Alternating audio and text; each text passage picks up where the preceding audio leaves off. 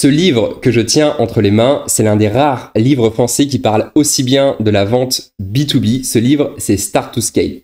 Dans ce livre, vous allez apprendre à comment organiser une équipe commerciale, comment motiver vos commerciaux. Vous allez aussi apprendre les dernières méthodes pour structurer un deal. Ce livre, il a été écrit par Thibaut Renouf, c'est le co-CEO de Partout. Et si Partout vous dit quelque chose, c'est normal, puisque Partout, c'est une boîte qui est passée de 10 à 400 collaborateurs en seulement 6 ans. C'est une ascension qui est fulgurante. Et aujourd'hui, on a la chance d'accueillir Thibaut, qui, chez Partout, avec toute l'ADN commercial qui a été mis en place, a réussi à réaliser cette prouesse avec son équipe. Donc, merci Thibaut d'être avec nous aujourd'hui. Merci Quentin. C'est top. Je suis hyper content de ce qu'on se retrouve entre geeks de la vente. Sujet que j'adore aussi décortiquer. Donc, on va en parler pendant cette interview, ce moment ensemble. Ma première question, je vais pas te demander de te présenter, j'ai un petit peu fait en intro, on va avoir le temps pour toute l'interview pour que tu nous racontes ton aventure. J'ai juste une question peut-être pour les gens qui connaissent moins Partout. Si jamais Partout, c'était un super-héros, qu'est-ce que ce serait son super-pouvoir? Alors, Partout, son super-pouvoir, ce serait de tout simplement rendre visibles les établissements en 2 secondes et attirer et par la pensée donner à tout le monde une idée précise de leur géolocalisation pour qu'ils puissent les trouver en quelques secondes. Donc c'est une sorte de télépathe à l'échelle planétaire pour dire aux gens où trouver ce qu'ils cherchent. Donc par exemple, si toi maintenant tu cherches un restaurant, dans ta tête tu sais où c'est les meilleurs restaurants autour de toi. C'est la clairvoyance, il rend visible l'invisible ou le moins visible. Exactement. C'est ça son super pouvoir. Ok, super. C'est chaud comme question, surtout de but en blanc comme ça. Ouais, c'est vrai, je t'ai pas prévenu. Le concept de cette discussion, je t'en ai parlé, mais c'est que justement, il y aura plein de questions, des chaudes ou des froides ou des sympas ou des plus sérieuses dans le bol qui est ici. Donc, ce que je te propose pour commencer, c'est de tirer une question. Ok, direct. Et puis, on va se lancer. Alors, si tu devais tout recommencer à zéro avec l'équipe commerciale de Partout, en conservant tes compétences et ton expérience, que fais-tu? Donc là, on revient à quand tu es arrivé chez Partout. Tu pourras peut-être nous en parler, comment ça s'est passé, etc. Et puis, explique-nous toutes les erreurs que tu ne referais pas et ce que tu déciderais de faire maintenant. Je pense qu'il y a plein de gens qui seraient intéressés. Alors, franchement, il y a eu plein de décisions qu'on a prises sur lesquelles je suis assez, on a eu beaucoup de chance. Typiquement, les recrutements qu'on a fait. Le premier recrutement qu'on a fait, c'est Vincent et Sébastien, et ça, c'est des choses que je referais exactement pareil. Donc, les tout premiers recrutements, on en est extrêmement content. Il y a peut-être les erreurs qu'on a fait sur la partie RH, c'est de recruter parfois plus sur l'expérience que sur l'attitude ou sur l'état d'esprit. Donc ça, il y a un moment où on avait un peu plus de difficultés à recruter les bonnes personnes, etc. Et on s'est rendu compte que ce dont nous on avait besoin à une certaine période, c'était de recruter des gens qu'on allait pouvoir former comme une école de vente, et plutôt que de recruter des gens qui avaient déjà tout vu ou on pensait avoir tout vu de la vente, recruter des gens et leur inculquer la manière de vendre qu'on voulait, qui est des méthodes consultatives, la phase de découverte, etc., qui sont qui peuvent paraître des choses bateaux, mais tous les vendeurs ne l'utilisent pas. Donc déjà sur la partie RH, ce serait ça. C'est plus sur l'attitude et la volonté d'apprendre. Donc ce que tu veux dire, c'est que c'est plus facile d'apprendre des compétences aux gens que d'apprendre une attitude ou de les former. Moi, c'est assez bateau, mais tu vois, il y a un moment, on s'est dit, ok, on va apporter directement de la seniorité, etc. Alors que quand on va un peu au charbon, il y a besoin de tout le temps remodeler, de tout le temps changer, etc. Et c'est surtout la curiosité, l'état d'esprit qui fait ça. Et là, on est en train d'apporter plus de seniorité pour apporter plus sur des deals complexes. Mais à l'époque, quand on a commencé, c'était vraiment une question d'un marché d'éducation. C'est-à-dire qu'en gros, tu dois passer beaucoup d'appels, tu dois convaincre beaucoup les gens. Équiper les gens, marché d'éducation, tu vas équiper les gens pour la première fois. Ouais, alors renouvellement, c'est tu remplaces, tu vois, le marché de l'iPhone aujourd'hui, enfin de téléphone, de smartphone aujourd'hui, c'est un marché de renouvellement. Alors que le marché, je sais pas, des solutions IA en B2B, c'est d'éducation. Tu dois expliquer pourquoi ils doivent acheter ce genre de solution. Donc ça, sur la partie RH, c'est vraiment un truc autour de l'attitude, etc. On l'a fait pour beaucoup de gens, autour de la curiosité, qui est une des valeurs de Partout.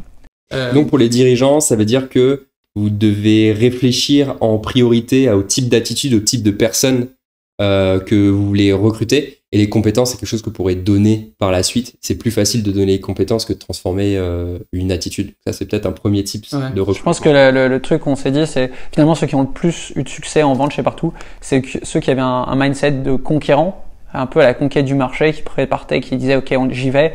Et puis et ça, je trouve que ce mindset un peu conquérant, c'est un truc qu'on inconsciemment on essayait de chercher, mais qu'on n'avait pas formalisé en disant nous on veut qu'il y ait des gens qui vont à fond. Et donc quand je regarde les erreurs de recrutement qu'on a eues, c'était parfois de dire ok, là on va tester parce que c'est quelqu'un qui potentiellement un peu plus d'expérience, plus de choses comme ça, et c'était pas forcément ceux qui ont le plus réussi. Alors ils peuvent réussir dans des boîtes où tu vois, dans un Salesforce ou dans un Google où le produit il est peut-être plus je peux dire facile à vendre, mais t'as moins ce côté un peu faut aller chercher le deal. Ça c'est le premier truc que je referai un peu mieux sur la partie vente. Le deuxième c'est c'est la partie BDR. Peut-être que je la créerai plus tard.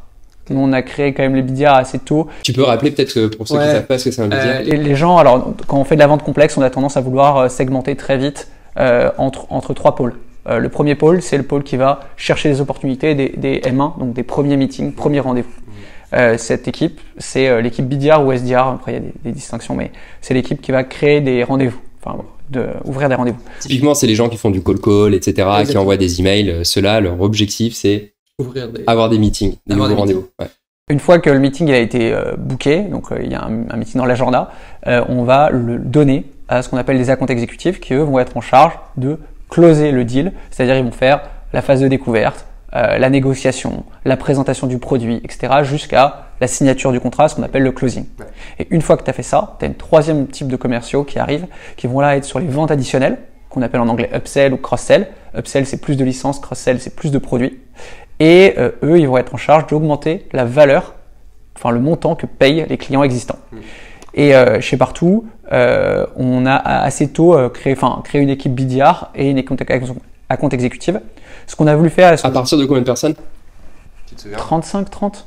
À 30-35, vous avez commencé à segmenter? Ouais, on a bien segmenté. Une des choses qu'on a pris comme décision et qui était plutôt efficace, c'était de dire que les accounts exécutifs doivent continuer à prendre certains rendez-vous. Okay. Mais ça, c'est un truc où parfois je me dis qu'on aurait pu mieux le faire et d'attendre un peu pour continuer à avoir cet état d'esprit conquérant des accounts exécutifs qui continuent à prendre plein de rendez-vous. D'accord. Donc leur enlever cette charge plus tard, si tu avais dû. Ouais. Pourquoi? Parce que il y a un peu un côté, si on laisse les choses filer, où les accounts exécutifs, ils ont le sentiment que les BDR leur envoient des leads et ils se reposent sur leur laurier, ils ne valorisent pas assez ça. Donc moi, il y a vraiment un truc aujourd'hui quand je regarde, je me dis j'ai envie que mes accounts exécutifs ils valorisent, ils aient encore cette âme de chasseur et qu'ils n'attendent pas qu'on leur donne des deals. Il y a ce truc, cette réflexion que je me fais souvent dans les boîtes qu'on accompagne, où effectivement quand les accounts exécutifs savent pas assez ce que ça coûte d'avoir un meeting, ils les travaillent pas quand ils les ont jusqu'au bout et ils ont tendance à taper entre guillemets sur l'équipe qui génère les rendez-vous en disant c'est pas qualitatif, c'est pas les bons leads, au lieu d'aller au bout de l'opportunité. Et c'est vrai que si c'était eux qui généraient leurs propres rendez-vous, ils iraient les exploiter. C'est un peu ça qu'on a observé. Après, je pense que c'est bien de le segmenter au bout d'un moment. L'autre truc qu'on a galéré beaucoup, c'est sur qui est en charge de faire des ventes additionnelles. Okay. Et on a débattu, je pense, pendant 1 an et demi, 2 ans sur est-ce que c'est au Customer Success ou aux accounts exécutifs de faire les ventes. Et si on crée cette unité de Key Account Manager qui font les ventes additionnelles, est-ce que c'est des profils qui doivent être des gestionnaires de compte, donc plutôt profil Customer Success, ou est-ce que ça doit être des accounts exécutifs, donc plutôt profil Sales? Et on a mis longtemps à se dire, en fait, non, il nous faut des sales, il nous faut des gens qui savent vendre des produits. Et finalement, le binôme Customer Success, donc chargé de compte, et de l'autre côté Sales CAM, c'est un binôme qui fonctionne bien. Et il faut que ces Key Account Managers, ils reportent au Head of Sales et pas au Head of Customer Success. Et ça a été un débat très long chez Partout pour savoir de quel côté se passent les ventes additionnelles. Quelle est l'équipe en charge d'augmenter la valeur des clients existants? Je pense que cette réponse, elle est vraie. Elle se trouve aussi. Je pense que tu peux pas forcément appliquer un schéma ISO sur toutes les boîtes. Mais c'est sûr que le Customer Success, ils ont leur KPI. Les KM, ils ont leur propre KPI. Et si à un moment donné, tu dois courir plusieurs lièvres à la fois, t'arrives pas à faire un truc correctement. Est-ce que quand même, tu laisses la possibilité au Customer Success de faire les les petits upsells faciles. Le client. Ouais. Alors c'est en débat en ce moment parce qu'on se rend compte que nos CAM font beaucoup de petits upsells comme ça. Okay. Mais oui, les customer success sont censés pouvoir faire des petits upsells faciles. On est toujours dans ces débats. En fait, la ligne entre customer success et key account manager, elle est vraiment compliquée à trouver. Ouais. Et ça aussi, c'est un des sujets encore à débat aujourd'hui. Mais on sait au moins que les grosses ventes additionnelles et faire grossir les comptes, la renégociation des discounts par exemple, après 1 an, 2 ans. Ça doit être fait par un interlocuteur commercial et pas un interlocuteur qui va faire en sorte que tu sois successful avec ton produit parce que eux ils vont vraiment se focaliser sur l'utilisation du produit et c'est très difficile d'avoir à la fois un discours commercial et un discours d'utilisateur. Ouais, et puis tu peux jouer good cop, bad cop, t'as pas peur de dégrader la relation parce que t'es pas d'accord sur les prix. Exactement, ouais, c'est vraiment ça les raisons qui nous ont amené à séparer de ça. On avait réglé ça via une matrice chez un client pour savoir si c'est le customer success ou le sales qui prend le deal. Sur la matrice, il y avait 2 dimensions. La première dimension, c'est est-ce que c'est donc on parle bien de post-signature, hein, donc dans la vie du client.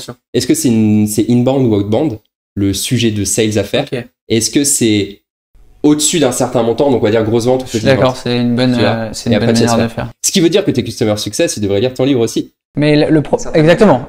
Mais le problème que t'as après, c'est comment tu rétribues, parce que t'as des customer success qui veulent dans ce cas des commissions versus des sales, etc. Donc t'as pas mal de sujets autour de ça. Je pense à un autre sujet qu'on essaierait de traiter un peu plus tôt. Si je devais refaire donc toute la partie commerciale, ce serait de retravailler plutôt la partie collaboration entre les sales et le marketing. Ouais. Je pense que partout on est une boîte avec un ADN commercial fort, tu l'as dit en intro, et notre enjeu c'est vraiment de scaler la partie commerciale. Mais on a un peu tardé avant de recruter notre première personne en marketing. Et quand on l'a recruté, on a dit t'es un peu au service des sales, c'est-à-dire que tu dois générer les meetings. Sauf que cette approche, elle est un peu réductrice et elle fonctionne pas sur le long terme. Et donc on a transformé ça en disant le marketing vient en collaboration des sales tout au long du cycle de vente et pas seulement dans la génération de M1, donc de premier meeting pour aider les BDR. Et ce changement de paradigme, ça te permet de mettre pas mal de choses en place, notamment dire que les commerciaux aussi peuvent être au service du marketing. Par exemple, c'est les commerciaux chez nous qui sont responsables de faire venir des clients pendant les webinars, pendant les événements. Et donc, s'il y a personne qui est venu à l'événement, c'est pas la faute du marketing, c'est la faute des commerciaux. Par contre, si le contenu de l'événement est pourri, c'est la faute je devrais pas dire la faute. C'est si le contenu le contenu de l'événement est top, l'honneur revient au marketing. Ouais. Pour poser les choses. Et d'ailleurs, tu as fait un très bon schéma, un schéma assez intéressant là-dessus avec des triangles dans le livre. Alors, je vais pas spoiler, je vais laisser les gens acheter le livre et regarder comment c'est à l'intérieur. Mais sur ta vision de la collaboration entre les ventes et le marketing. Ouais. C'est marrant parce que ce schéma, je l'ai trouvé sur des publications LinkedIn. D'accord. Et je me suis dit, mais en gros, ça résume exactement ce qu'on essaye de mettre en place. Ensuite, je l'ai pris en screenshot et je l'ai envoyé à toutes mes équipes. Ensuite, je l'ai redesigné, je l'ai mis dans le livre. Et c'est assez, l'idée du livre, c'est vraiment de se dire, ça fait 6 ans qu'on essaie de scaler la partie commerciale et que pendant 6 ans, dès que je voyais un truc qu'on me disait, tu vois, dans un café ou que je voyais un post sur LinkedIn ou que je lisais un article, un truc qui me disait, ok, ça c'est vraiment l'état d'esprit qu'on veut mettre en place et des super méthodes à répliquer, je le prenais, en gros c'est un condensé de toutes les petites pratiques comme ça. Mais oui, le schéma il est assez clair parce qu'il est vraiment visuel. Et plutôt que de parler tout le long en disant il faut que ça collabore plus, etc. Je mets juste le schéma et je dis ça c'était avant, ça c'était après. Et franchement les équipes elles ont directement compris ce qu'on voulait dire. Ça vient ce constat, ça vient justifier les nouveaux rôles qu'on voit de plus en plus de Chief Revenue Officer, les CRO. Vous en avez un chez Partout? Non, je pense que en gros chez Partout on est 2 CEO, donc il y a Thibaut Lévy-Martin et moi. Et moi je vais un peu jouer ce rôle-là sur la partie revenu grand compte, parce qu'on a une partie grand compte et une partie petit commerçant. Okay. Et sur la partie grand compte, c'est moi qui travaille notamment avec le marketing, le product marketing, les solution consultants, et plein de rôles autour de la génération de revenus de manière globale. Mais ouais, c'est un rôle qui est hyper important, je pense. Qui est une partie de mon job. C'est pas mal le cheval de bataille. Enfin, en ce moment, on est hyper en train de se poser des questions sur à quel point le market et les ventes est même en train de fusionner, tu vois.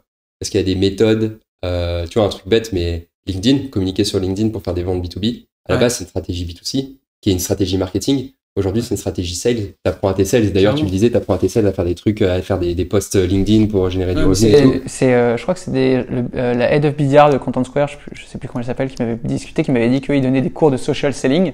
Ouais. L'idée, c'est de dire, imaginons, tu fais du marketing pour un compte en particulier, tu vas aller potentiellement commenter des publications de certaines personnes de ce compte. Tu vas potentiellement aller, je sais pas, publier des informations sur ce compte-là, en fait, créer vraiment une relation. Et ensuite, quand tu vas les contacter, il va y avoir un sentiment de proximité qui va permettre d'avoir beaucoup plus de réponses. Et on essaie de pousser ça aussi chez Partout.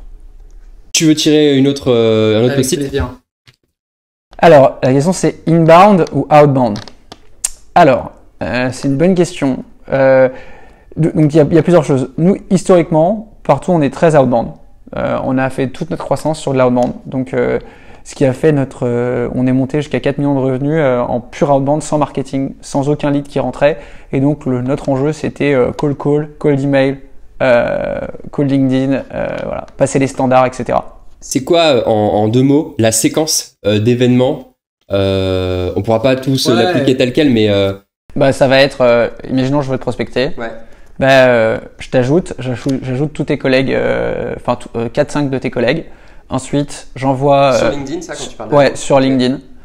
Ensuite, je vais t'envoyer un mail qui va dire, voilà, bonjour, je t'apporte de la valeur, je te dis tel concurrent à toi, travaille avec moi, voilà les résultats, etc. Ensuite, je vais essayer de t'appeler une fois. Si tu me décroches, je vais dire je vous ai envoyé un mail, vous m'avez pas répondu. Ensuite, je vais t'envoyer un message LinkedIn comme je vous ai essayé de vous appeler, je vous ai envoyé un mail. Ensuite, je vais te renvoyer un deuxième mail avec un contenu un peu plus qualitatif. Si tu me réponds, écoute Thibaut, c'est pas moi qui suis en charge, c'est Paul.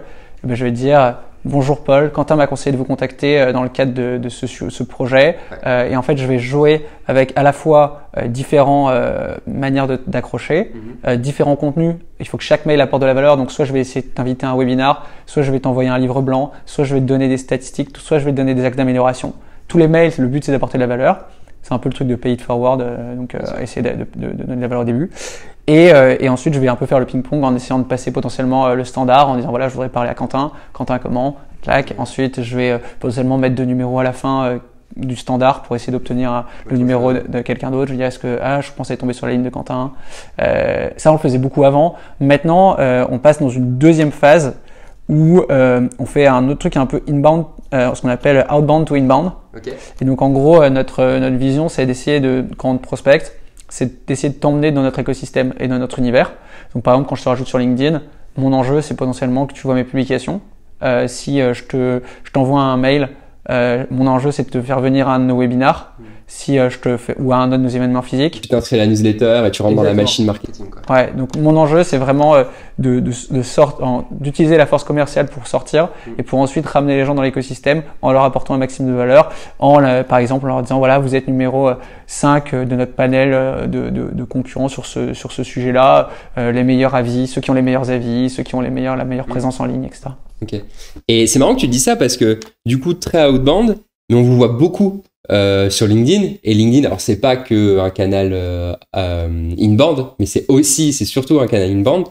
Est-ce que ça a changé dans le temps, cette vision outbound versus inbound? En fait, pour moi, la question, elle a du sens, inbound versus outbound, mais la réalité, c'est que c'est toujours une combinaison de plusieurs choses. C'est-à-dire que tu as plein de touchpoints, et ces touchpoints, ils peuvent être outbound ou ils peuvent être genre sur ton site ou sur tes publications.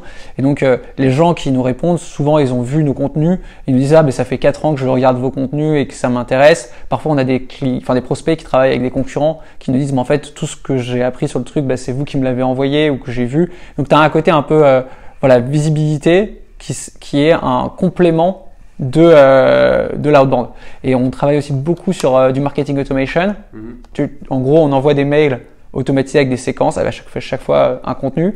Et si la personne elle clique, puis qu'elle email, qu'elle le transfère, elle gagne des points. Et dès qu'elle dépasse un certain nombre de points, chez nous c'est 40 points, il y a un Slack qui part au BDR qui dit cette personne est mature. Tu peux le rappeler. Et donc, tu as un taux de conversion pour rappel. Donc, on a moins besoin d'appeler des gens qui disent mais pourquoi tu m'appelles? Parce qu'en fait, c'est des gens qui ont déjà lu nos mails, qui ont déjà téléchargé des livres blancs, qui ont déjà participé à des webinars, etc. Donc, ta conclusion, c'est que chacun a ses forces et ses faiblesses et qu'il faut c'est la combinaison des deux, la meilleure réponse. Alors, moi, plus que inbound ou outbound, c'est plutôt sales-led ou product-led. Que je vois, c'est genre, est-ce que ta croissance, elle est tirée par par ta force commerciale ou est-ce qu'elle est tirée par les gens qui cherchent un produit comme le tien, quoi. Et nous, on est plutôt sales-led. historiquement, parce que, et aussi ça te permet d'avoir une forte croissance. Par contre, on a la chance d'avoir une croissance de 70% en 2022 pour quasiment 27 millions de revenus. D'accord. Et pour avoir ça, tu es obligé d'aller chercher ton client. Et je parlais de marché d'éducation, tu es obligé d'aller l'éduquer, le convaincre. Si on était dans le même système et qu'on se disait, ah, en fait, on est une boîte product-led, ben, on attend que les gens ils tapent sur Internet comment être visible sur Google Maps, comment mieux répondre à mes avis, et notre pool notre pool de gens qui sont intéressés par nos sujets, il serait pas forcément aussi gros. Donc, alors qu'aujourd'hui, tu vois, si tu veux, je sais pas, acheter un mobile, un téléphone portable, ben, tu vois, le pool, c'est le même chaque année, et tu auras beau appeler les gens pour acheter un téléphone portable, tu vas pas les convaincre d'en acheter un troisième, quoi. Donc, ouais, mais ça veut dire que ton mix, il dépend de la maturité de ta boîte, de la maturité de ton marché, de ce que tu vends. Mais à la fin, c'est un curseur. Tu vois, à gauche, tu aurais l'inbound, à droite, tu aurais l'outbound, et tu te déplaces là-dessus en fonction de... Exactement. Parce que sur un marché très mature, et surtout, on voit la tendance maintenant, les acheteurs, ils veulent de plus en plus, entre guillemets, décider, avoir le pouvoir. Ouais. Couplé au fait que tu choisis pas le timing. Tu vois, le mec que tu call en mars, il va te dire non, je suis pas intéressé. Et tu peux le louper. En juin, tu vois, il va avoir parlé avec quelqu'un et d'un coup, il veut faire le truc. Il faut qu'il se rappelle de toi. Il faut qu'il se rappelle de toi. Et si t'arrives à faire ce que tu as dit tout à l'heure, par exemple de l'outbound to inbound, il est rentré dans le truc et là, il va recevoir l'email qui vient pas des sales et boum, il va rentrer et tu peux le vendre. Tu peux lui faire acheter un truc. Ouais. Exactement. Non, c'est vraiment la stratégie qu'on a poussée avec le marketing et qui fonctionne plutôt bien. Et je pense que quand on parle d'inbound, tu as différents types d'inbound et moi je les valorise différemment. Tu vois, l'inbound que je valorise le plus, c'est le référal. Ouais. Qui peut être soit un référal, genre on a parlé de toi, on a parlé de ta solution à quelqu'un dans une autre entreprise, ou alors le meilleur référal, c'est les gens qui changent de boîte. Parce que les gens aujourd'hui, ils restent dans une boîte 2, 3 ans, 4 ans.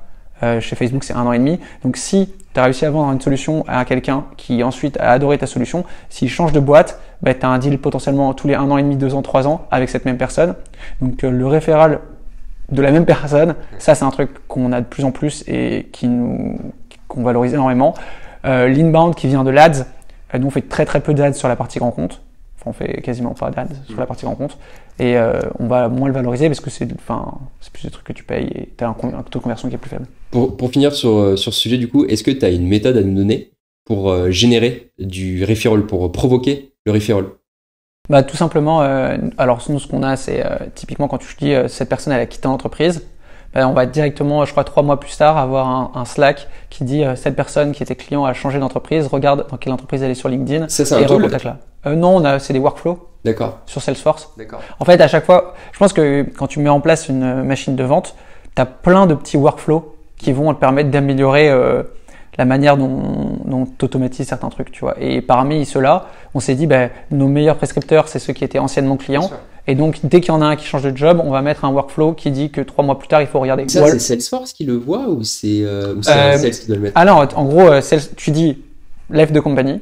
Donc, ça met un attribut à la personne. C'est à toi de le faire. Et ensuite, toi, quand 3 mois plus tard, tu reçois un Slack. Si Michel a quitté son job il y a 3 mois, recontacte-le. Mais le trigger left de compagnie, c'est toi qui le mets à la main. Eh oui. Après, tu peux utiliser d'autres. Alors, je pense que ça va arriver. C'est là où c'est puissant.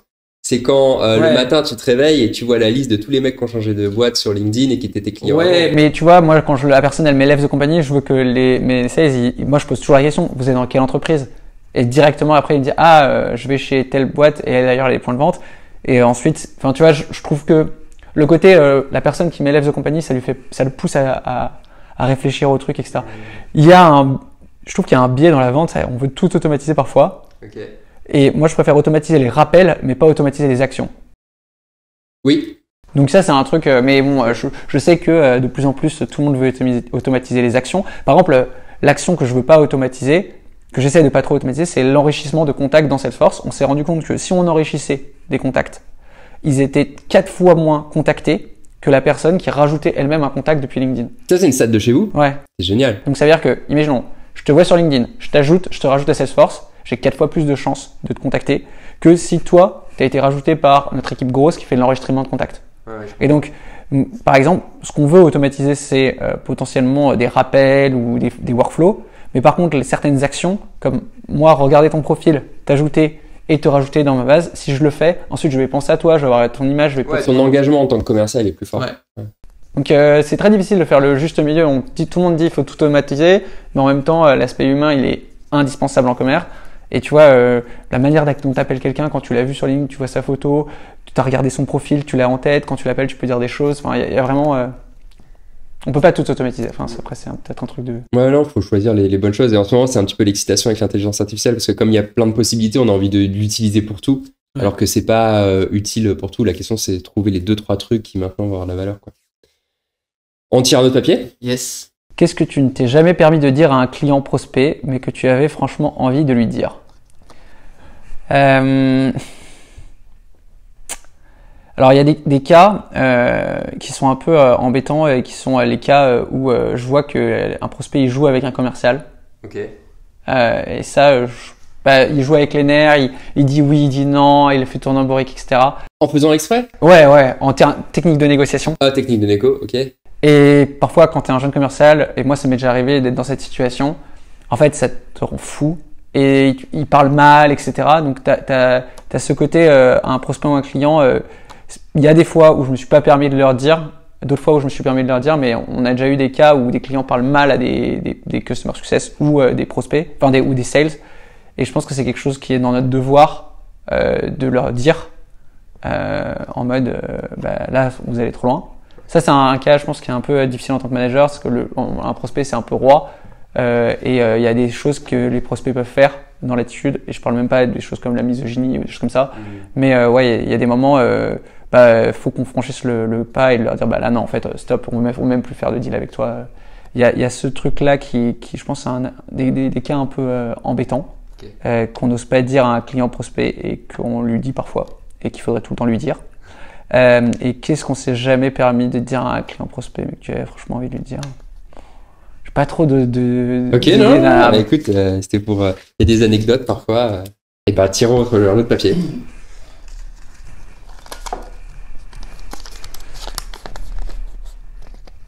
Alors, peux-tu nous raconter ta pire expérience en tant qu'acheteur face à un vendeur?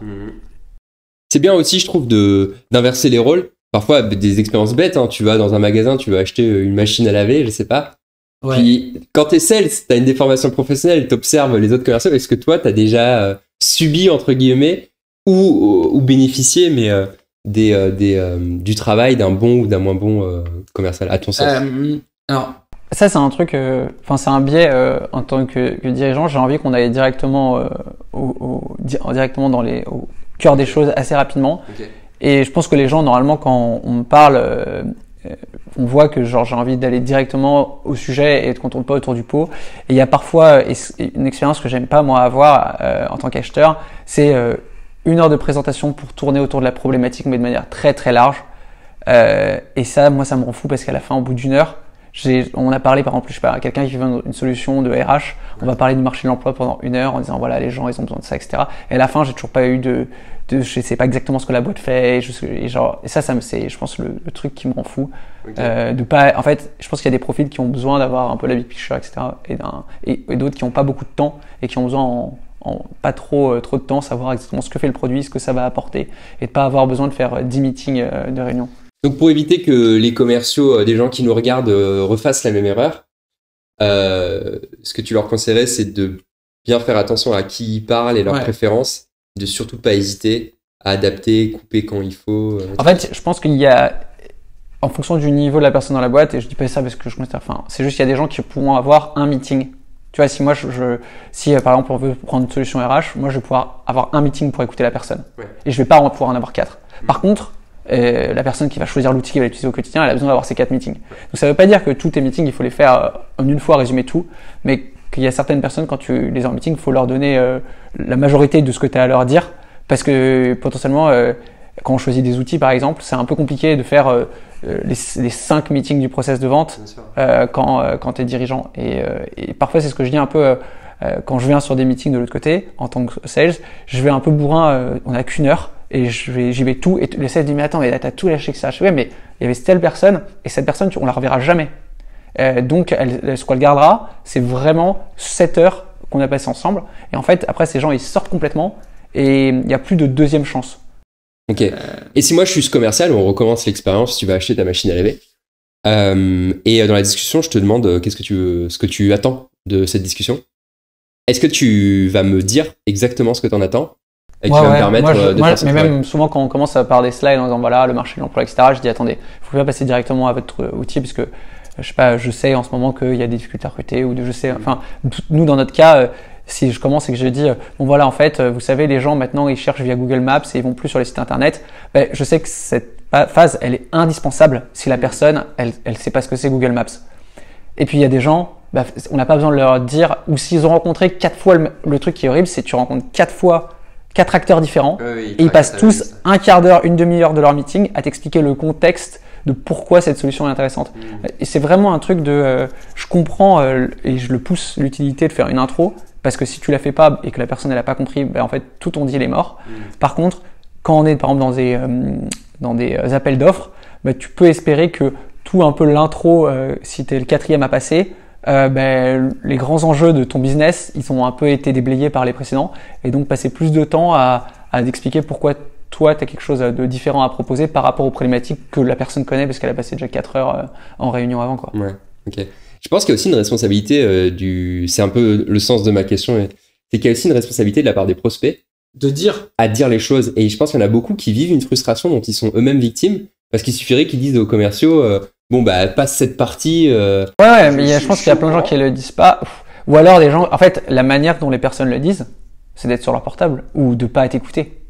Alors ouais, et ça c'est le talent du commercial de détecter ces voir, signaux faibles entre guillemets. Et ça dépend pour qui le meeting est fait. Si le meeting il est fait pour convaincre le champion et que bah, tu vois moi si je viens sur un meeting, je peux très bien ne pas être la personne à convaincre et dans ce cas bah, je vais faire autre chose à côté et dans ce cas bah, je suis pas le centre, enfin je suis pas la target quoi. Et ça dans ce cas c'est bien joué du commercial de se focaliser sur celui qui va prendre la décision in fine.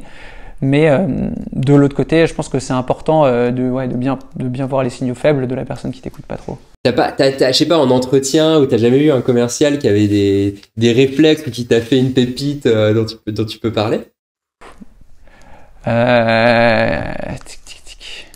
Il s'est trompé de nom de boîte pendant tout le si, non, mais ça on en a plein. Déjà, tous les vendeurs qui nous appellent Spartoo. Okay. Mais c'est assez rédhibitoire. Ok. Il y a ouais après il y a donc c'est rédhibitoire. Non mais c'est ça commence mal quoi. Parce qu'en fait c'est tellement le truc qui est régulier ou enfin en fait c'est des petits trucs mais les retards ou les machins ou les gens qui te plantent. Enfin déjà quand on est côté vendeur c'est horrible de se faire planter mais côté acheteur t'es un peu en mode bon ben c'est pas top ouais.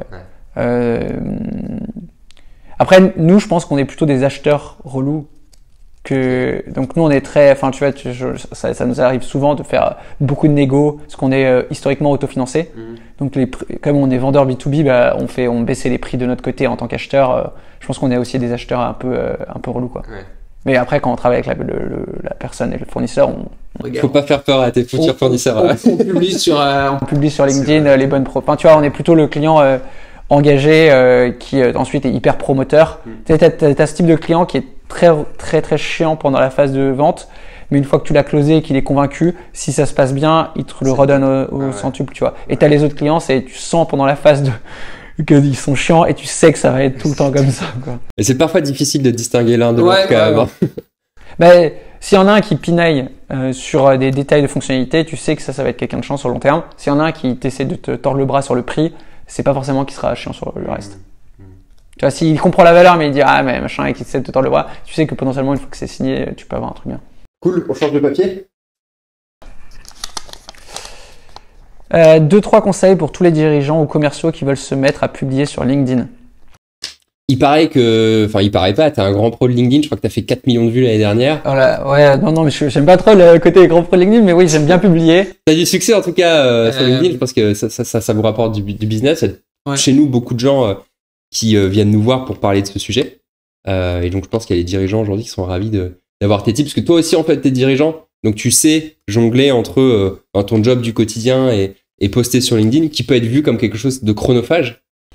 Ouais. Qu'est-ce que tu peux dire là-dessus? En gros, il y a un premier truc que j'ai un peu fait, c'était, Il y a des sujets sur lesquels je sais que ça va intéresser ma communauté, et donc typiquement tous les sujets autour de la tech, etc. En fait, il y a un peu, moi je mixe deux types de sujets.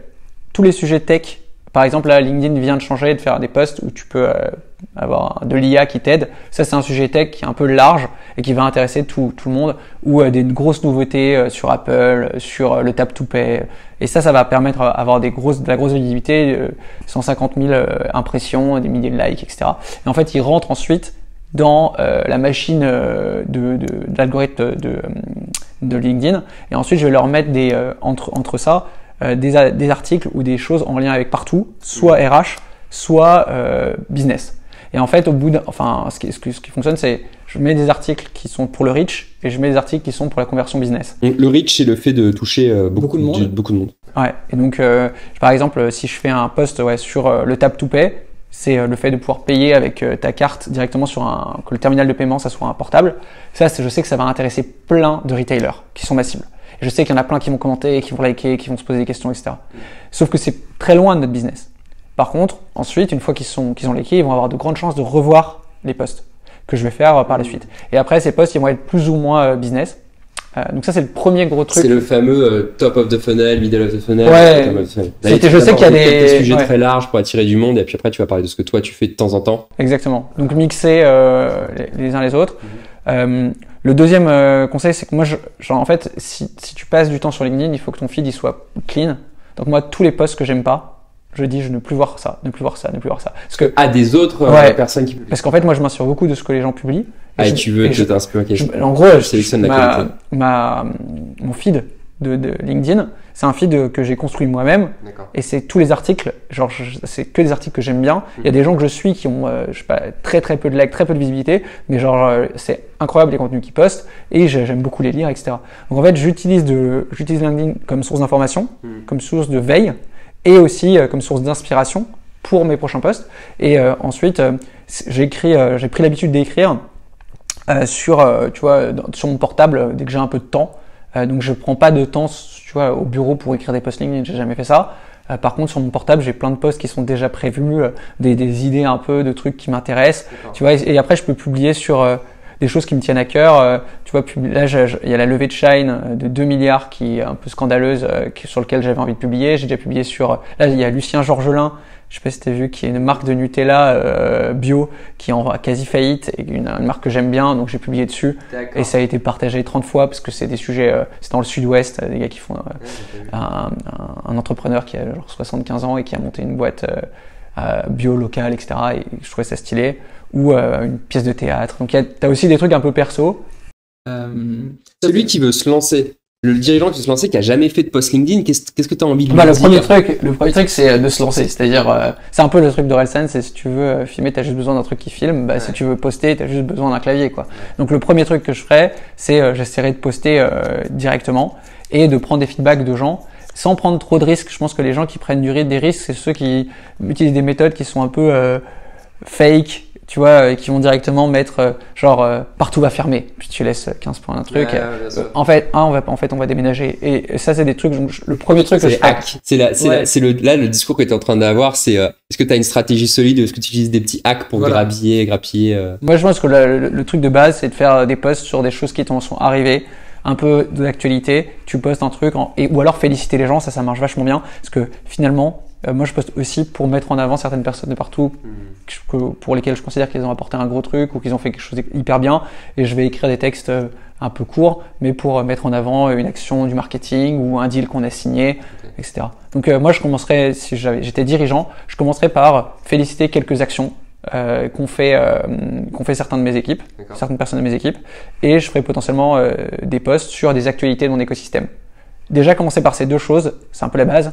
Et après, je pense que la première chose que je ferais, c'est ajouter 50 personnes par semaine. Donc, on fait une demande de connexion. Ouais, 50 personnes qui sont dans mon écosystème par semaine.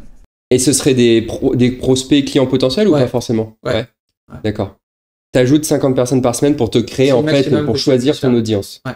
D'accord. Ok. Et combien de temps ça peut lui prendre au début et que ça vaut le coup d'investir? En fait, c'est incrémental, tu vois. Moi, j'avais investi dans ça il y a 6 ans quand j'ai été commercial. Parce que je suis arrivé, j'étais directeur financier, directeur des opérations, puis commercial. Donc ça fait 6 ans que tu postes. Ouais. Ok. Et au départ, je m'étais dit, vas-y, en fait, je vais attaquer, je sais pas, l'industrie pharmaceutique, enfin les pharmacies, pour les points de vente pharmacie. Et donc j'ai rajouté tous les gens là, j'en rajouté, je sais pas, mais des milliers et des milliers. Là, je suis à 33 000 connexions et j'ai arrêté de rajouter des gens là il y a 2 ans, mais à un moment j'en rajoutais. Donc tu as combien de personnes avec qui tu es connecté versus combien de personnes qui te suivent aujourd'hui? Tu sais à peu près? Je dois avoir en connexion, je dois être à 25 000 et 8 000 qui suivent, tu vois. D'accord. Okay. Donc, mais je pense que fondamentalement, faut voir LinkedIn comme un outil de prospection et comme un outil de visibilité. Et à partir de là, tu construis une audience et tu publies régulièrement. Moi, au départ, je publiais toutes les semaines, là, je publie tous les jours. Okay. Mais franchement, je suis pas du tout. Au départ, historiquement, j'étais pas du tout comme ça. C'est juste que tu te prends au jeu, tu publies et puis ça fonctionne et après ça marche bien. Okay. Je vais en prendre un petit nouveau. Hop. Alors, quelle est la skill la plus contre-intuitive à avoir en tant que CEO? Je pense à la proximité interpersonnelle. Ok. En gros, quand une boîte grandit, il y a un des enjeux qui est de se dire on perd la proximité avec les différents employés parce que on a besoin de, en gros, tu peux plus manager par la proximité, tu dois manager par l'inspiration et donc c'est Jeff Weiner qui dit, c'est l'ancien CEO de LinkedIn, you don't tell people what to do, you inspire them to do it. Donc en gros, tu peux plus dire à chaque personne ce qu'il doit faire, mais tu dois les inspirer. Tu peux rappeler combien de personnes il y a chez Partout? Là, on est 450. Et en fait, pendant longtemps, je me disais, ok, pour être dirigeant d'une entreprise d'une certaine taille, il faut en gros prendre la direction de la boîte et dire aux gens, voilà, on les inspirer en disant, voilà, on va vers là-bas, etc.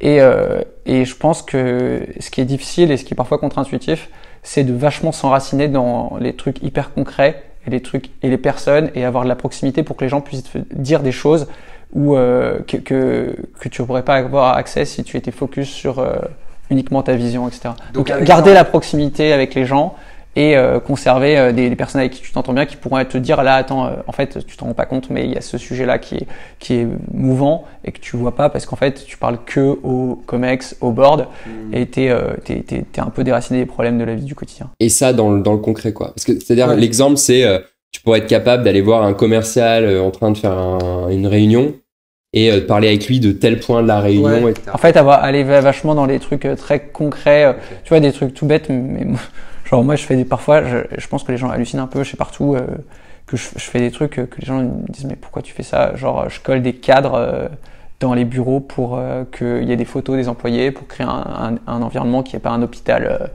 blanc avec des murs blancs quoi. Et en gros le côté un peu genre être proche des gens malgré le fait qu'il y ait ce côté un peu management, etc. Je pense que c'est un peu un truc que j'entends. Il y a beaucoup de gens, je pense, avec le management qui créent une distance. Je pense qu'il y a une distance qui se crée naturellement, mais elle doit être enracinée avec quelques actions concrètes de proximité avec certaines personnes, sans faire de favoritisme ni rien, mais juste histoire d'être vraiment connecté à ce que vivent les gens au quotidien et pas être seulement observateur de loin à qui on dit pas les choses. Okay. Et avec la croissance de la boîte, ton rôle il a évolué. Être co-CEO d'une boîte de 10 personnes ou 40 personnes, c'est pas la même chose que de 400 personnes. Ouais. Est-ce que tu as appris des choses très utiles sur la route auxquelles tu t'attendais absolument pas? Alors des choses que j'ai appris auxquelles je m'attendais, c'est par exemple les deux grandes choses auxquelles je m'attendais, c'était la prise de parole en public qui me paraît qui est indispensable aujourd'hui parce que les gens ils s'attendent à ce qu'on prenne la parole régulièrement. Et deuxième c'est relativiser et ne pas prendre les choses en fait. Parfois faut laisser couler parce que par exemple une démission avant ça me tuait. Mais vraiment, ça me ruinait pour 4 jours. Aujourd'hui, c'est une démission. Parce que c'est une trahison, pas une trahison, mais c'est une perte. C'est quelqu'un... Et c'est toi que tu remets en question, c'est la boîte. Les deux, pourquoi la personne, elle part? Non, en fait, avant, quand on me disait je pars, je me dis mince, qu'est-ce qu'on a mal fait? Pourquoi la personne part? Est-ce qu'elle est pas contente? Mince, ça va me mettre dans la merde, etc. Et au fur et à mesure, on pouvait me dire par texto en vacances, juste pour info, il y a machin qui part. Ça me ruinait toutes mes vacances. Aujourd'hui, maintenant, quand quelqu'un m'annonce sa démission, je suis hyper content. Qu'est-ce que tu vas faire et pourquoi tu pars? Quand c'est des départs, la majorité des départs, c'est des départs projets, pas des départs tension, enfin, bien sûr, ça c'est autre chose, mais tu vois, je vais plutôt dire, ah, trop cool, tu vas faire quoi? Ah, tu vas prendre du temps pour monter un projet, ah, tu vas dans une boîte qui te plaît plus parce qu'elle a telle dimension qu'on n'a pas, etc. Ouais. Et donc ça, c'est un changement qui est de pas prendre les choses personnellement et d'essayer de les faire un peu plus couler. D'accord. Donc la prise de parole en public et Sarah, qu'est-ce qu'il y a d'autre? Et apprendre à féliciter. Je pensais pas que les gens, je pensais pas que les gens avaient autant besoin qu'on leur dise bravo, c'est bien en interpersonnel. Ouais. C'est-à-dire qu'il y a des gens qui ont démissionné, des sales, en disant, alors quand j'ai signé le plus gros deal que j'avais jamais signé, pas une message du CEO, tu vois. Et t'as beau être une boîte de 300. Je pense que c'est les jeunes générations aussi qui s'attendent à vraiment avoir, et moi ça, je fais vachement attention à essayer de créer, à valoriser les personnes, parce que ça fait partie, je pense que de que les gens attendent, d'être valorisés quand ils ont fait des choses pour lesquelles ils doivent être valorisés. Et ça fait partie, je pense, du métier de CEO, de se dire, ok, si je veux garder les gens motivés, leur donner du sens, je dois faire deux choses. Je dois d'une part les inspirer l'ensemble pour leur dire c'est par là qu'on va, et d'autre part dire à chacun parfois, tu sais, tu nous aides à aller vers là-bas. Et donc en gros, tu as ce côté genre, tout le monde va là. Et l'autre côté, garder la proximité et féliciter les gens pour que tout le monde se dise pas ah mais en fait moi je réponds à des tickets du support et tout le monde se dit voilà, bah mais moi je vois pas en quoi je participe du truc. Ouais, c'est une forme de rémunération, la reconnaissance. Alors, non, c'est un levier de motivation de la même manière que la rémunération. Ouais. Donc en gros, pour être motivé, tu as besoin de plusieurs choses. Tu as besoin de te sentir utile, tu as besoin d'avoir un salaire qui est décent, tu as besoin d'apprendre et je sais pas, tu as besoin de passer des bons moments avec tes collègues. Mais est-ce que enfin je répète ce truc, mais est-ce que souvent on dit la rémunération c'est une forme de reconnaissance, ce qui est vrai, tu as une prime, c'est une reconnaissance pour ton travail, mais est-ce que la reconnaissance c'est pas une forme de rémunération, parce qu'on le voit, d'ailleurs faudrait qu'on voit le classement, mais je crois que la reconnaissance, si mes souvenirs sont bons, dans ce qui est important pour les salariés, ça vient avant, maintenant, la rémunération. Est-ce que c'est pas une manière d'incentiver les gens? Parce que toi, je pense qu'au fond, tu reconnais, c'est juste que tu vas pas pensé à le verbaliser auprès de la personne. Et ça devient un mécanisme certes de motivation, mais aussi de rétribution, peut-être pour le dire comme ça. Ouais, moi je le mettrais pas au même niveau parce qu'après tu peux tomber dans le truc de tu peux contrebalancer un manque de salaire par plein de valorisation. Ouais. Mais l'inverse c'est pas vrai. Tu peux pas contrebalancer un salaire très élevé par je te donne jamais de reconnaissance, tu vois. Franchement, genre je pense qu'il y a des boîtes tu sais, des prisons dorées où les gens sont pas forcément hyper heureux mais ont des énormes salaires. Je dis pas que c'est ce qu'il faut faire ni que ça tient sur le long terme, mais je pense que il y a certains cas où ça fonctionne. Okay. Mais je pense que c'est plutôt deux choses qui sont complémentaires et qui. Donc maintenant, tu vas plus voir les équipes et tu vas leur dire quand t'entends parler de quelque chose. Ouais, et c'était quelque chose qui était assez facile dans les bureaux. Tu vois, par exemple, je trouve ça tout bête, mais quand tu croises, en fait, je le vois. Même moi, je le voyais quand on me disait. Quand j'étais salarié, que je passais, on me disait ah félicitations pour tel truc. Ben en fait t'es trop content que les gens le notent et te remercient.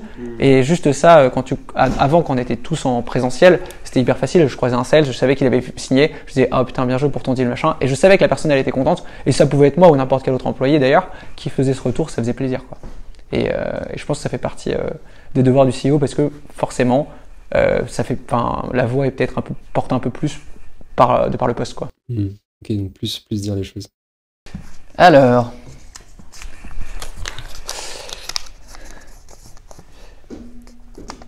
dans une interview, tu disais que tu souhaitais avoir plus de temps pour toi. Qu'est-ce que tu vas faire avec ce temps?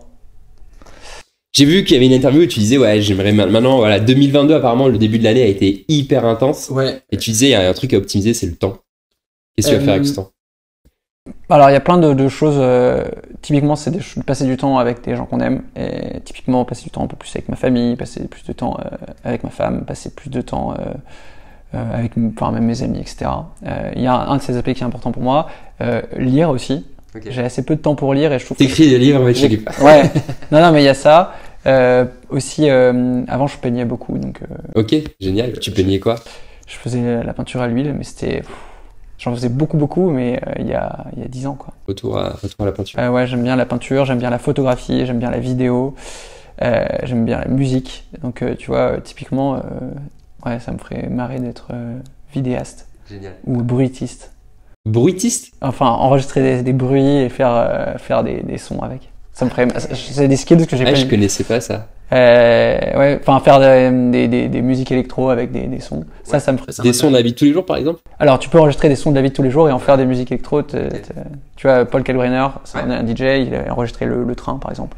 Je sais pas si Je savais pas qu'il avait fait des musiques basées là-dessus. bah, en gros, tu peux enregistrer des sons et réfléchir à ça. Je trouve ça intéressant. Enfin, c'est plutôt le côté art que j'aime bien. Ok. Donc, pour pas tomber dans trop des trucs genre bateau du type voyager, etc. Mais Et si tu devais faire un pont entre l'art et la vente, quel pont tu créerais? le design. Ok. Enfin, moi j'aime beaucoup. Alors ça, c'est un truc qui est sous-coté, je trouve, dans la vente. C'est présenter ses idées sur des supports. Tu vois, les gens me disent toujours ouais, non mais franchement PowerPoint, c'est le pire ennemi du sales. Genre, on a besoin d'avoir une discussion, etc. Alors que moi, je considère que tu peux avoir une discussion très ouverte avec quelqu'un, mais en même temps avoir des slides qui t'embarquent, qui communiquent des messages. Et tu vois les gens qui. Moi, j'aime beaucoup PowerPoint et franchement, toutes les équipes se marrent parce qu'ils disent. Voilà, enfin, on n'est pas des peintres, mais en vrai, je trouve que tu vois la manière dont tu présentes ton produit, tu peux communiquer une image de marque, tu peux communiquer plein de trucs autour de tes présentations. Et tu vois, les Américains sont extrêmement bons pour ça. Tu vois, tu as un logo qui claque, tu as un branding qui claque, tu peux vendre plus facilement, tu peux envoyer une valeur, la valeur perçue peut être supérieure. Je pense qu'il n'y a pas de problème intrinsèque avec PowerPoint. Le problème, c'est quand PowerPoint se substitue Exactement. à ton discours. En fait, le problème n'est Les pas commerciaux qui s'y dans accrochent, PowerPoint, quoi. c'est que exactement, c'est que le PowerPoint devient ton discours, alors que normalement, ça doit juste un support de C'est discussion. des piliers, voilà, auxquels Et tu après, tournes. les slides, nous, c'est genre un mot ou quelques images, etc. C'est ça que. Après, tu dis, ah, mais là, il faut vraiment qu'ils disent ça, ça, ça. Et donc, tu mets ça, ça, ça. Sauf que non, il faut juste que ça soit l'image qui porte le discours. Ouais, ça tombe, ça n'a rien à voir avec le prospect qui est en face de Exactement. toi, où il a juste dit juste avant qu'il voulait pas aborder Voilà, ça. exactement. juste comme Et tu ça. dis, ouais. Faut que tu saches lâcher, quoi. Mais ça, c'est un enjeu. Mais oui, donc plus de temps pour moi, plus de trucs pour potentiellement passer du temps avec les gens que j'aime et plus d'art. Ok. Je sais pas si ça répond à la question. Alors, pourquoi ne faudrait-il pas lire ce livre? Ça, c'est un des sujets que j'aborde un peu à la conclusion, qui était un des trucs que je me suis dit, mais ouais, en fait, tu expliques comment vendre des produits, mais bon, tous les produits ne sont pas bons à vendre, et donc c'est plus une réflexion autour, pas de la décroissance, mais de la croissance, un peu de se dire pourquoi est-ce qu'on fait les choses, et typiquement réfléchir à quelle est la vision de l'entreprise, et est-ce que je vends des trucs qui sont néfastes pour la planète, je vends des choses qui potentiellement, typiquement, je sais pas, les gens qui vendent des produits Shine en B2B, j'ai pas forcément envie qu'ils lisent ce livre. Voilà. Donc c'est plutôt là, et c'est un peu la fin là, de me dire la base de la vente, c'est quand même se dire que le produit qu'on vend apporte quelque chose à la fois au client mais aussi potentiellement à la société. Nous, notre rôle, c'est de mettre à jour des informations point de vente. Potentiellement, je me dis qu'on aide on fait je crois il y a 40 milliards de personnes qui voient nos fiches par an. S'il y a 1% de ces gens qui se déplacent pas en voiture pour y aller parce que en fait c'était fermé alors qu'ils pensaient que c'était ouvert, déjà tu fais 40 millions de trajets de voiture en moins, donc tu peux participer de certains trucs, et il y a plein d'autres aspects sur lesquels on essaie de réfléchir sur pourquoi on vend notre produit, et donc oui, ceux qui doivent pas lire ce livre, c'est ceux qui vendent des produits qui sont pas forcément 100% ou même 0% dans un intérêt collectif. Tu avais démarré sur une piste. Donc première piste, c'est apprends pas à vendre, c'est ce que tu vends, c'est pas éthique, si on peut utiliser le mot. Et la deuxième piste, c'est que tu avais l'air de donner, mais je sais pas si c'est ce que tu voulais dire, mais en gros, la vente, c'est pas la solution à tous tes problèmes. Et si ton produit, c'est pas le bon pour un marché donné, ou ça, la vente va pas te sauver. C'est un truc dont on parle souvent, mais la vente, c'est pas une baguette magique. Exactement. Ouais, c'est potentiellement, je pense que mais ça, c'est un des points qui me paraît essentiel, c'est de vendre un produit qui fonctionne relativement, qui apporte de la valeur. Et je pense qu'il y a un peu le fake it until you make it qui a pas mal entaché, je pense, la réputation des boîtes tech de manière générale, où les gens, ils ont vendu des solutions et tu te rendais compte ensuite que c'était branle-ballant, etc. Donc, ou qu'il n'y a pas de product market fit. Il y a beaucoup de boîtes qui font l'effort de redoubler d'efforts sales sur un produit qui n'a pas de product market fit et qui pensent que parce que tu es un bon commercial, tu vas pouvoir vendre. Voilà. Mais dans le livre, c'est un des trucs que j'essaie de dire, c'est nous, on a un ADN commercial, mais ce que j'essaie de pousser, c'est que cet ADN commercial, c'est une manière de... c'est grâce à l'ensemble des collaborateurs, parce que le succès potentiellement des ventes, c'est parce que les devs ont fait un super produit avec les products, qu'il y a un bon design, que les clients sont contents parce que les customer success font du super travail, que on apporte de la valeur avec le marketing, produit bon truc, et en fait que les RH ont recruté les bonnes personnes, et en gros faire de la vente en fait le résultat d'un travail d'équipe qui n'est pas uniquement du fait des commerciaux, mais qui est un travail d'ensemble et de collaboration. Et ça, c'était un peu des trucs que je me disais quand je disais Start to Scale, c'était un peu scaler sa boîte et comment le scaler sa boîte va donner plus de ventes et potentiellement plus de croissance qui permet de plus recruter et de croître. Pourquoi on n'arrête pas de donner des coms, pourquoi on n'arrête pas de donner des primes et des coms aux commerciaux si c'est un travail d'équipe du coup? Alors, parce que moi je pense que le métier de commercial est un métier extrêmement dur. C'est un peu le métier, déjà c'est là où il y a le plus on arrête les périodes d'essai, on licencie beaucoup plus facilement, tu as un lien direct entre ton intensité de travail et ton résultat, donc t'as pas de place pour les gens qui se cachent, t'as une pression continuelle parce que chaque mois, chaque trimestre, tes ventes elles repartent à zéro et le meilleur commercial un quarter, bah c'est pas le meilleur commercial le quarter d'après, t'es le roi un jour et ridiculisé le suivant. C'est quand même un métier où t'es sous pression constamment. Et je considère que tous ceux qui disent mais les sales ont des énormes commissions, vas-y. Et c'est pas un métier facile. Et franchement, il y a plein de gens, quand on leur dit, vas-y, en fait, si le métier de commercial t'intéresse, vas-y. Je pense que dans chaque métier, il y a des avantages et des inconvénients. Et parmi les avantages du métier de commercial, c'est un métier qui fait bien gagner, dont les commissions. Mais les inconvénients, c'est qu'il faut être hyper résilient, que c'est un métier qui peut bouffer la charge mentale, etc. Donc c'est un métier un peu de passionné, je pense aussi. Comment tu fais pour aider tes équipes à justement développer leur résilience, à persévérer quand c'est hyper dur? Comment tu les motives, tes gars? Il y a pas mal je pense, de manières. Il y a un article que j'avais beaucoup aimé sur le management autour des stories. C'était des histoires que tu racontes aux équipes. Et parmi les histoires, il y a notamment les histoires que toi tu as vécues pour passer des messages. Et donc potentiellement dire, moi j'ai vécu la même chose. Et voilà comment j'ai réagi, et finalement voilà comment ça s'est passé. Donc typiquement, quelqu'un qui perd un appel d'offres, déjà je vais le prévenir en amont, genre dire attends, là t'as un super appel d'offres, ça représente vraiment beaucoup. Si tu le perds, tu me promets que tu vas être triste pendant un jour, puis après tu vas te remettre. Parce que j'en ai eu plein d'essais morales cassées, après c'est hyper dur à réparer. Et même moi ça m'est arrivé, tu vois, je le refais. Avant. Je le fais, moi ça m'est arrivé, j'ai déjà perdu des deals, j'ai déjà été démotivé, je sais ce que ça fait. De la même manière que c'est storytelling. Ouais, storytelling. Et en fait, t'as plein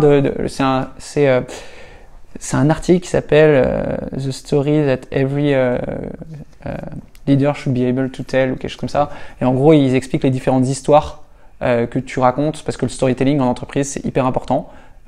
Et ça, c'est un élément de motivation. Au lieu de dire il faut persévérer, ça va bien se passer, tu te mets en scène dans une situation qui a existé, tu la racontes. Et des choses vraies. Et typiquement, c'est aussi pour ça que moi, je suis content d'avoir Thibault Lévy-Martin qui m'a recruté quand on était une quinzaine chez Partout. Il m'a dit, je veux que tu fasses de la vente. Et moi, j'étais là, bon, d'accord, j'ai pris mon téléphone et j'ai passé des appels. J'avais jamais fait de vente, j'ai pris des milliers de portes. Et j'ai vécu un peu le truc. Et je comprends très bien que quand un commercial me dit, mais je viens de perdre ce deal, je suis au fond du gouffre. Et dans ce cas, ce que je vais dire, c'est, j'ai ressenti ce moment-là. Mais par contre, essaie de te remonter parce que tu vas voir, tu vas en gagner d'autres et si tu restes trop comme ça, tu vas te démotiver. Donc en gros, essayer de prendre des exemples qu'on a nous-mêmes vécu et de se mettre à la place de la personne, faire un peu empathie. Dans ton bouquin, justement, je m'étais fait une note. À un moment donné, tu parles du triangle du management. Ouais. On parlait de motivation, j'y vais. Excellence, proximité et leadership. En 2 phrases pour ceux qui ont pas encore lu le livre, est-ce que tu peux nous parler du triangle du management? Ouais, c'était un truc, en gros, je me posais la question, parce qu'on avait, chez Partout, on a différents niveaux de managers. On a des team leads qui ont pas toutes les prérogatives du management, mais ils ont le coaching, etc. Ensuite, on a les managers, ensuite on a les head of, ensuite on a les VP et ensuite on a les C-level. Et je me suis dit, mais en fait, tout le monde dit, faut apprendre à manager, mais en fonction de ta taille de tes équipes, etc., tu dois avoir certaines compétences, et quand tu scales une organisation, ces compétences elles doivent évoluer très vite. Donc tu peux avoir des très bons team leads qui vont devenir des très mauvais leaders. Et en gros, j'essaie de me dire, mais pourquoi il y en a, ils arrivent à très bien passer le cap de manager, et d'autres qui vont galérer parce qu'en fait ils manageaient par la proximité. Et donc j'essaie de me dire comment nous, chez Partout, on regarde ça et quel est le prisme qu'on utilise. Donc souvent l'excellence c'est le prérequis, donc tu vas En gros, tu vas donner le poste de management à des personnes qui sont excellentes dans leur travail, mais c'est clairement pas l'unique compétence. Parce qu'en fait, si tu prends juste les gens excellents, mais qui travaillent pas avec de la proximité, qui sont pas capables de créer de la proximité avec les autres équipes, pas d'être la go-to person, la personne vers qui les gens vont se tourner, bah, tu vas avoir des team leads qui sont en fait excellents, mais qui vont dire hey, toi tu dois faire comme moi, qui vont pas être empathiques, etc. Et ensuite, tu as des gens qui sont très, très proximité et qui, quand on va les détacher de la proximité, ils vont essayer de se rattacher et ils vont pas être capables de parler à plein de gens, d'inspirer, etc. Et donc, tu as plein de phases, enfin, tu as notamment 3 grandes phases, manager de manager et potentiellement C-level. Et ces différentes phases, on les a vécues. Ça m'a permis potentiellement d'analyser certaines personnes en leur disant, avec eux, en leur disant, bah là, ce dont tu as besoin, c'est de te détacher de cette proximité que tu as créée, dont tu te sers, parce que tu ne peux plus avoir cette proximité avec plein de gens, et d'être capable d'inspirer plus les gens, ou leur dire, mais en fait, tu es peut-être le meilleur. Bah là, on ne demande pas d'être le meilleur, on demande de jouer avec l'équipe, et que des choses comme ça. Donc, tu as tes 3 axes, on te demande de te positionner différemment sur ces 3 axes en fonction de où est-ce que tu es. Et à chaque fois, je me dis, bah, est-ce que ça peut... Et pareil, moi, je trouve que un directeur commercial, il doit quand même faire ses preuves sur certains deals et être un excellent sales. C'est souvent ce débat, est-ce qu'un bon manager, c'est un bon individuel contributeur? Moi, j'ai un peu la conviction que ça doit l'être. J'ai parfois le débat avec des gens qui me disent, ah non, mais un bon manager, il doit être bon manager. Ouais, mais il doit quand même, quand on lui demande de participer au truc, il doit quand même faire la différence en rendez-vous. Donc à chaque fois, moi, j'utilise ce framework qui est complètement inventé, mais que j'utilise régulièrement en me disant, est-ce que ce manager, il répond à ces 3 critères et sur quels les critères il doit progresser. Par exemple, si tu es leader mais tu n'as aucune proximité directe avec les personnes avec qui tu travailles, t'as beau les inspirer mais tu les connais pas personnellement, donc tu vas passer à côté de certains trucs, c'est ce qu'on disait tout à l'heure. Ouais, je vois très bien. Quelle est ta plus grande réussite chez Partout? Alors, je crois que la plus grande réussite chez Partout ou ta plus grande, j'espère que c'est là. Choisis. Je veux dire la plus grande réussite chez Partout. Nous, alors il y a un sujet, tu vois, quand on regarde la courbe de croissance, etc., on se dit, ah, trop bien, etc., on a réussi à scaler la boîte. Nous, il y a on réfléchit autour de la croissance, autour de 2 piliers sur lesquels on veut pas faire de compromis. Le premier, c'est le bonheur des employés et le deuxième, c'est la satisfaction client. Et de la même manière qu'on parlait de triangle, moi, je trouve ça intéressant de se dire, le triangle de la réussite de Partout, il est sur 3 piliers. Il est être capable de croître, être capable de satisfaire ses employés et être capable de satisfaire ses clients. Et le jour où la croissance, elle se fait au détriment du bonheur des employés ou au détriment de la satisfaction client, dans ce cas, on aura fait quelque chose. Et donc, la plus grande réussite de Partout, ça a été de croître sans sacrifier trop la satisfaction client et employé. Ça nous arrive d'avoir des clients qui sont pas contents, ça nous arrive d'avoir des salariés qui sont fatigués, mais c'est vraiment des trucs où si on sent que ça se dégrade, ben on va diminuer la croissance parce que la croissance, elle doit jamais se faire au détriment des stakeholders. Et quand tu parles de croissance, tu parles de chiffre d'affaires, d'EBITDA? Alors aujourd'hui, on est plutôt sur une croissance du chiffre d'affaires. On pourrait atteindre la rentabilité fin 2024 et on est plutôt, d'un point de vue financier, pour une startup, on est plutôt dans une position saine. On n'a pas eu besoin de licencier par rapport à la crise qu'on a vécue, ou en tout cas, genre pas plus de 2%. Et c'est sur des remaniements de pays, mais clairement, ouais, on est assez focus sur la croissance des revenus aujourd'hui, même si on utilise un KPI qui s'appelle Rule of 40. Je sais pas si tu as déjà entendu parler. Oui, mais elle est dans le livre. Elle est dans le livre peut-être. Je sais pas si je l'ai mis dans le livre. Je crois que tu l'as mis dans le livre. Ouais. La Rule of 40, en gros, pour ceux qui nous écoutent, c'est on prend le pourcentage de croissance auquel on ajoute l'EBITDA. Ouais. Donc tu prends à la fois ta croissance et ta rentabilité. Donc imaginons, tu fais 40% d'EBITDA, 0% de croissance, bah, tu es dans la Rule of 40. C'est souvent pour les SaaS. Mais si tu fais genre 100% de croissance, bah, on s'attend à ce que tu peux te permettre de faire 60% de perte. Tu vois. En gros, ça te permet de te dire, j'ai un rapport, il faut que la somme fasse 40%. Donc Partout, nous, on est à 70% de croissance, 30% de perte environ. Et donc, ça nous fait une Rule of 40 autour de 40, ce qui est dans les milieux SaaS une règle qui est très, très bonne. Enfin, plutôt bonne. Donc la variable d'ajustement, ce sera jamais le bonheur des employés. Exactement. En gros, c'est juste l'idée. En fait, quand c'était en juillet dernier, on fait des onboarding et il y avait quelqu'un qui m'avait posé la question. Enfin, il y avait une trentaine de personnes et il disait ouais, mais pourquoi vous faites de la croissance en fait? Et j'étais vraiment en mode parce qu'il faut faire de la croissance. Et c'était un peu j'étais là, non mais attends, en fait voilà, il y a plusieurs raisons pour lesquelles on fait de la croissance. Et en gros, ce que je me suis dit, c'est les deux piliers sur lesquels je voulais m'appuyer, c'était si tu as 100 employés heureux, pourquoi ne pas avoir 400 employés heureux? Si tu as 100 clients heureux, pourquoi ne pas avoir 400 clients heureux? Et ça, en plus, il faut y rajouter une vision bénéfique potentiellement pour la société ou pour en tout cas ton écosystème et te dire si ma vision elle est positive et que mes deux stakeholders principaux, mes salariés et mes employés sont heureux, auquel tu peux rajouter des actionnaires, c'est lié dans ce qu'on disait sur la Rule of 40. Dans ce cas, tu es quand même tu peux justifier ta croissance d'un point de vue moral ou même logique. Alors que si tu te dis, en fait, je fais de la croissance au détriment de mes clients parce qu'ils sont de moins en moins satisfaits, mes employés, ils partent en burn-out, etc. Et en plus, potentiellement, je détruis la valeur pour mes actionnaires, etc. Là, tu sais que t'es pas. C'est un peu des aiguilles. Ça tient pas, quoi. Ouais, ça tient pas. Mais, et dans l'autre sens, faire que de la satisfaction client et collaborateur, c'est pas dit non plus que ça tienne. C'est pas le seul.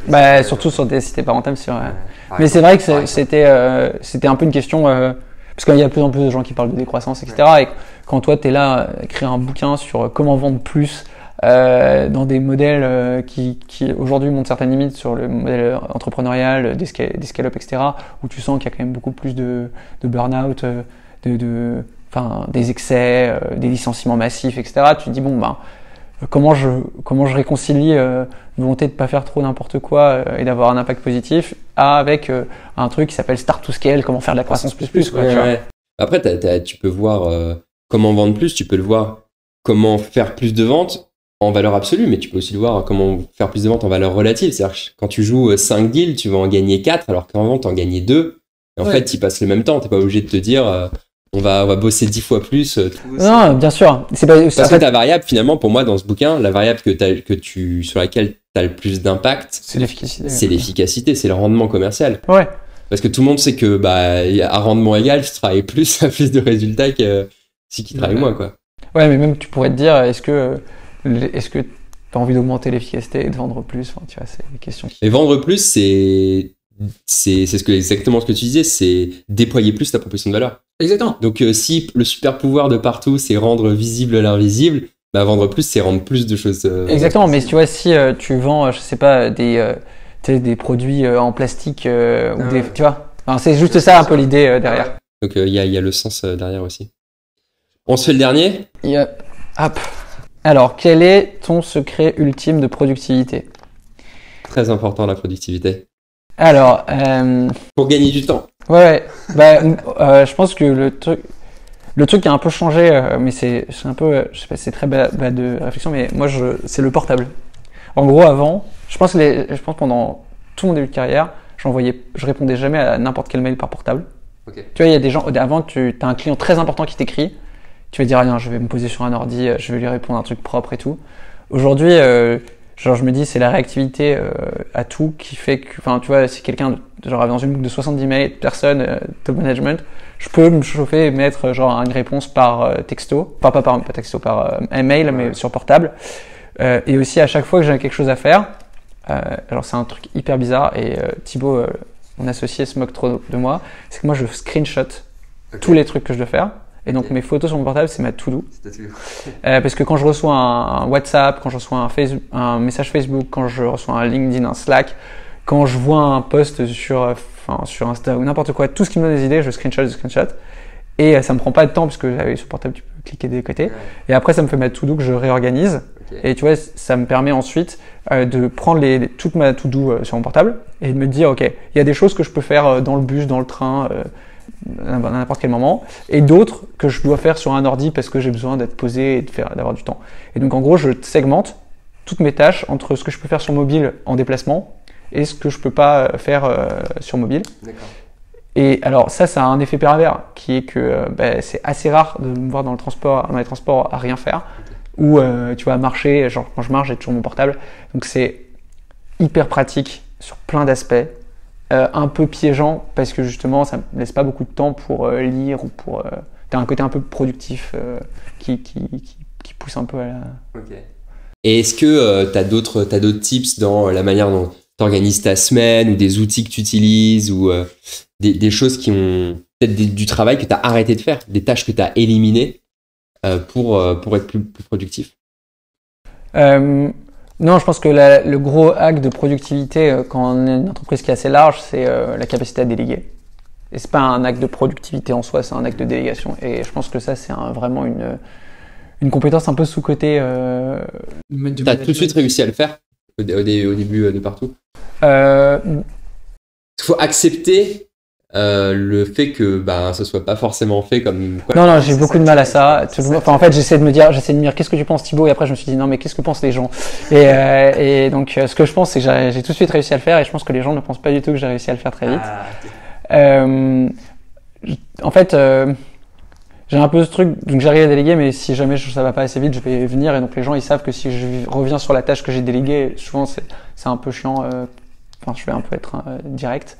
Après, c'est aussi la relation interpersonnelle que tu as avec les gens qui te permettent de mieux déléguer et d'aussi trouver, chaque fois qu'on délègue une tâche, et ce que je conseille aussi à mes managers, c'est que chaque tâche a forcément une composante qui est à valeur ajoutée, intéressante et va apprendre à la personne. Donc, tu vois, tu dis à quelqu'un, est-ce que tu peux me relire partout Start to Scale sur les fautes d'orthographe? Ça, c'est ton objectif principal, mais potentiellement, la personne, je sais pas, elle a une compétence très forte en commercial, ou au contraire, elle est très forte en customer success. Je veux dire, j'aimerais bien avoir ton point de vue sur ça, et finalement, ça apporte de la valeur ça m'apporte de la valeur, et la personne, ça la valorise aussi. Ça permet d'échanger. Potentiellement, on peut discuter du truc, et le but de départ est atteint. Donc, je trouve que pour déléguer, il y a un prérequis qui est expliquer à la personne pourquoi la tâche qu'elle va faire a de la valeur, et si elle en a une trop faible, essayer de trouver des trucs qui vont lui permettre d'apporter encore plus de valeur au projet, parce qu'il n'y a rien de pire que de se voir déléguer des trucs chiants. Genre, quand j'étais en conseil, en stage, il y avait un gars mon stagiaire, on était 2 stagiaires, et on devait aller faire le parc-mètre toutes les heures, parce que la voiture, elle pouvait être garée que 1 heure sur le parc-mètre. Tu vois, quand on te fait faire ça, en fait, tu t'en rappelles toute ta vie, tellement la tâche, elle était bas de gamme, etc. Tu viens pas pour ça en plus. Donc je pense que tu as un enjeu un hack de productivité, c'est d'apprendre à déléguer, et que les gens potentiellement quand ils bossent avec toi, tu leur apprennes des trucs, ou ils sentent qu'ils t'ont appris des trucs. Enfin, un truc un peu plus valorisant que tiens, fais cette tâche. Parce que c'est vachement dur, je trouve. C'est un peu dur de dire ouais, est-ce que tu peux faire cette tâche, tu vois. Et quand c'est des tâches, typiquement le truc ou alors je le fais, et c'est pour ça que je passe beaucoup de temps à faire des trucs parfois tu vas coller les. Tu préfères le faire toi-même que de mettre quelqu'un dans une position inconfortable. Ou le faire avec pendant un petit moment, en disant voilà, regarde, c'est important pour la boîte, et donc je m'en fous, même si ça me prend une demi-heure de coller des cadres de photos, je vais le faire, et je le fais avec les gens. Et c'est pour ça que je pense qu'il y a plein de gens qui diraient que parfois on va faire des trucs et on se dit mais pourquoi il fait ça, quoi. Mais je le vois avec même, tu vois, quand je vois mon DRH qui dit voilà, je vais faire la vaisselle parce que vous allez laisser n'importe quoi, qui en poste en disant voilà, j'ai fait toute la vaisselle de l'étage 2, c'est un scandale, la prochaine fois faites-le. Je trouve que c'est un message qui est aussi bien, plutôt que de dire toi qui fais rien et qui est dans mon équipe, nettoie la vaisselle.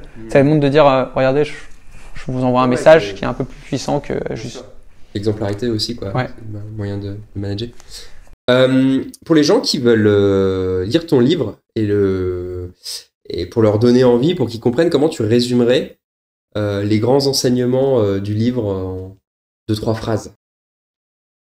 En gros, je pense que c'est pour comprendre pourquoi c'est intéressant de le lire, je pense que c'est juste un résumé de tout ce que j'ai appris, de milliers de discussions avec des milliers de personnes. Et donc là-dedans, il y a à peu près toutes les idées que je me suis notées ces 3 à 4 dernières années sur mon portable dès que quelqu'un me disait un truc intéressant. Il y a des gens qui vont dire mais tout ça je le savais, ou j'en savais une bonne partie. Mais la réalité, c'est que moi, en écrivant ce livre, j'ai appris des milliers de trucs, parce que c'est que des choses que j'ai lues, ou ou qu'on m'a dit, ou que j'ai vues. Et donc principalement, c'est de se dire la bonne idée pour une bonne tagline de motivation, c'est juste un résumé de tout ce que j'ai appris en 3 ans. Donc potentiellement, il y a des gens que ça peut intéresser, parce que j'ai eu la chance de côtoyer des gens qui étaient assez solides sur la vente, sur ces sujets. Ouais, c'est top. Du coup, moi, je l'ai lu évidemment le livre, donc j'étais hyper content quand tu m'as écrit pour voir le livre, parce que j'étais curieux. Il n'y a pas beaucoup de livres français en vente. Des bons livres français en vente, statistiquement, il y en a encore moins. Donc vraiment, celui-là, j'ai apprécié, et je le recommande à ceux qui veulent monter en compétence là-dessus. C'est vraiment bien fait, et il y a du fond. On sent que tu as retravaillé sur, je te disais au début, les éléments, les tableaux, les schémas, etc. aident à la compréhension des concepts. Et on travaille dans ce livre à la fois tout le cycle de vente, donc d'un point de vue, je dirais, opérationnel, mais aussi le côté managérial, vision, pricing, ça va un petit peu plus loin. Tu me fais plaisir, t'es en train de vendre le livre à la place. Non, mais c'est la vérité, et c'est pour ça que j'étais ravi qu'on puisse en discuter, c'est parce que c'est très complet. Et donc, ça permet aux gens qui se posent des questions en ce moment sur la vente et qui n'ont peut-être pas forcément fait ça avant, d'avoir des bases sur lesquelles s'appuyer pour faire des choix dans les départements. Je pense qu'il y avait un des objectifs aussi autour de ça, et c'était... je trouve que le métier de la vente est un métier hyper intéressant et qui demande beaucoup de compétences et qui sont souvent, on dit un bon vendeur, c'est un baragouineur. Enfin, il y a des concepts et des images que j'avais potentiellement avant de rejoindre une entreprise SaaS. Je dis, il y a quand même pas mal d'initiatives qui commencent à émerger autour de ça. Ce que tu fais en fait partie. Et je trouve ça assez, même pour la France de manière générale, je trouve ça bien qu'on ait quand même des commerces. On a des gens qui sont super en data, des super développeurs. Je pense qu'on est encore un peu en retard sur les compétences en vente si tu regardes les boîtes américaines, et je pense que c'est important sur le long terme que il y a des gens qui s'intéressent à ce métier et que ce soit pas un métier qui soit regardé de haut, alors que c'est le métier qui est quand même à la base de la croissance dans une entreprise B2B, quoi. Donc je pense que c'est une tendance de fond et j'espère que le livre intéressera quelques personnes. Merci Thibaut, conclusion parfaite. Merci beaucoup.